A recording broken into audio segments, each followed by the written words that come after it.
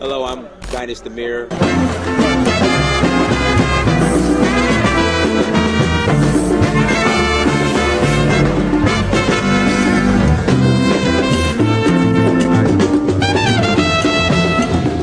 With Gaba, and we're going to just have a discussion in regards to opportunities for the diaspora in Africa, in sub-Saharan Africa to be specific, to invest, what's out there, and even opportunities here in America for those from the Caribbean, Africa, whatever diaspora, whatever.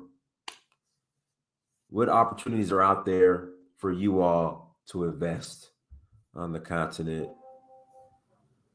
It's been a minute. It's been a long time. It's been a couple years. It's been a long time. It's been a couple years. Yes, it has. It's been a couple. Thank you so much for joining. We appreciate you. Anytime, brother. Anytime. Yeah, let's jump into it. Yes, sir. What exactly do you do for people who don't know what you do and who you are? The Global African Business Association is an economic development agency.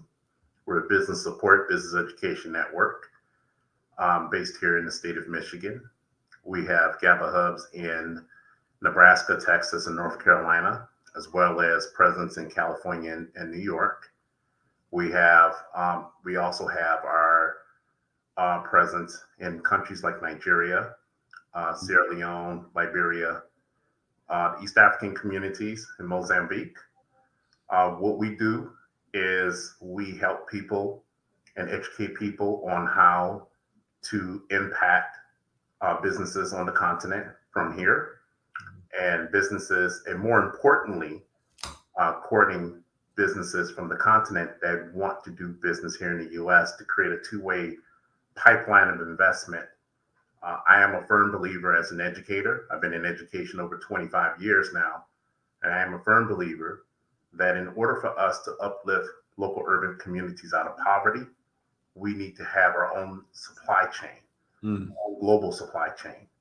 I don't think Joe Biden or Kamala Harris, none of them characters in the White House can help us. They dangle carrots in front of us. Can I interject real? Oh no, I got a question, but go ahead and finish. I'm sorry.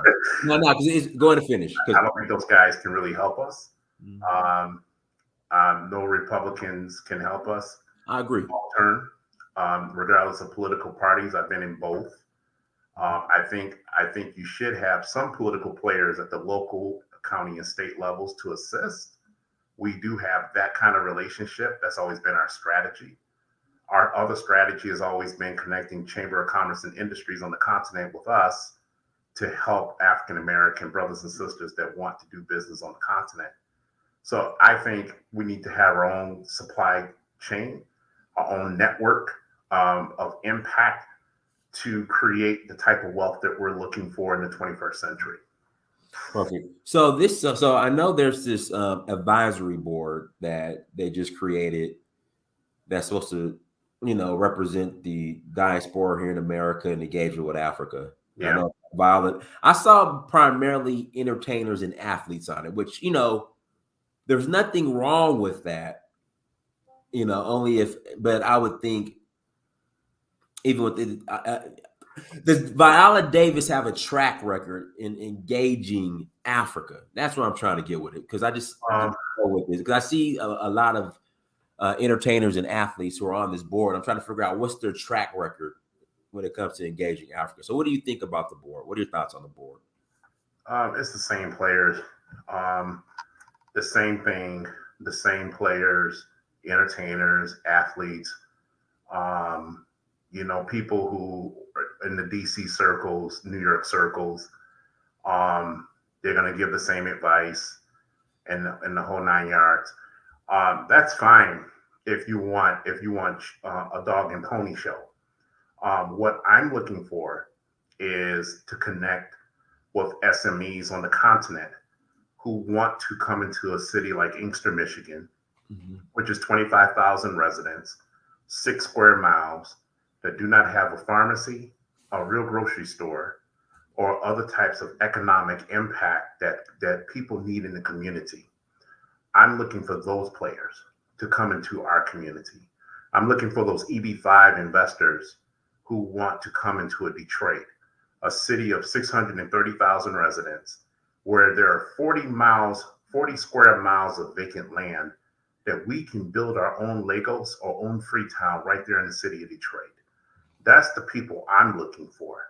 I'm not looking to be put on an advisory committee or advisory board.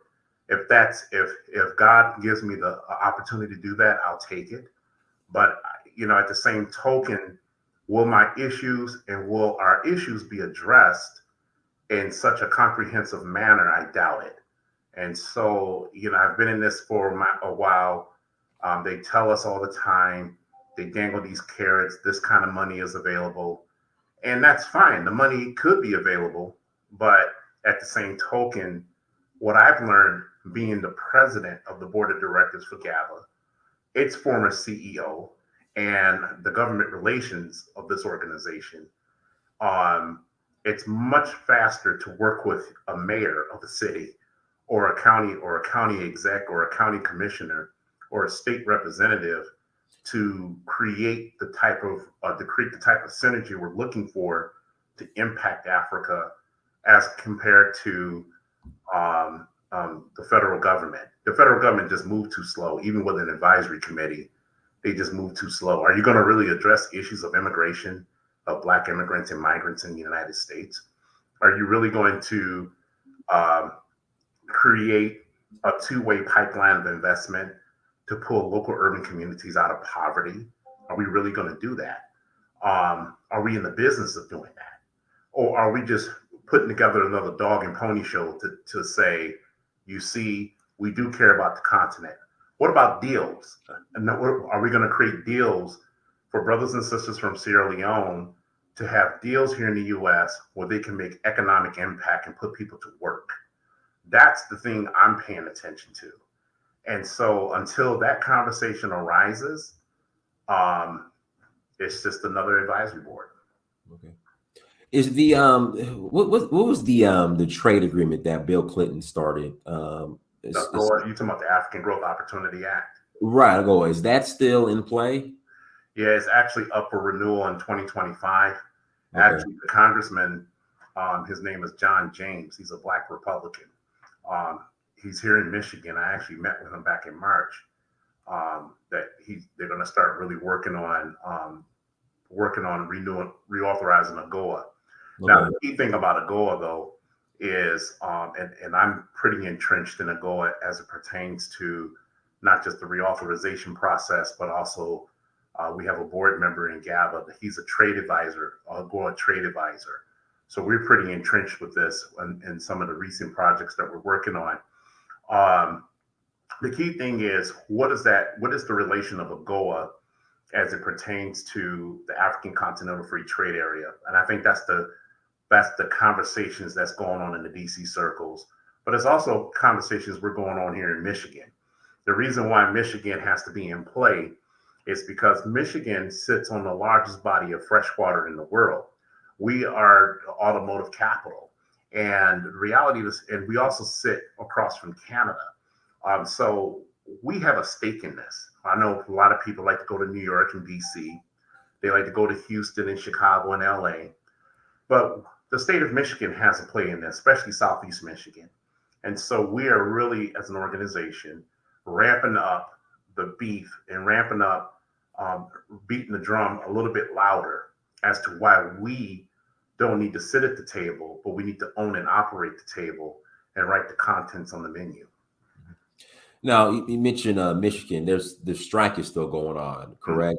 Mm-hmm. Yes. How is that affecting GABA any type of way indirectly at all? No, no, it's not, because when we talk about, from our perspective, when we're talking about automotive technology, we're talking about automotive technology from a mobility perspective, especially when it comes to things of innovation such as Internet of Things and cybersecurity, also cloud computing. So we're more on the technological end with our platform, but the whole automotive piece is not to knock the UAW or anything. I mean, I think people have a right to speak up if they want more wages. That's their right.